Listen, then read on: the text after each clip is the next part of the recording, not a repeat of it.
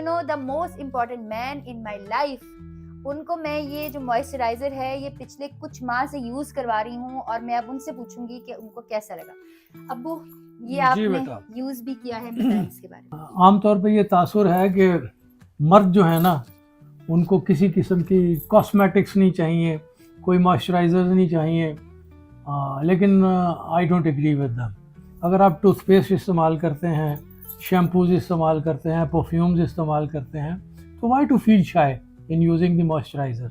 उम्र के साथ और बदलते हुए मौसम के साथ डेफिनेटली स्किन जो है वो हर सिंफ में, हर एज में और हर एक को वो इफ़ेक्ट करता है। उसके लिए इफ़ यू यूज़ मॉइस्चराइज़र, तो I have been using moisturisers जो कि मुल्क से बाहर बनते हैं, but when I switched over to this I find it even better.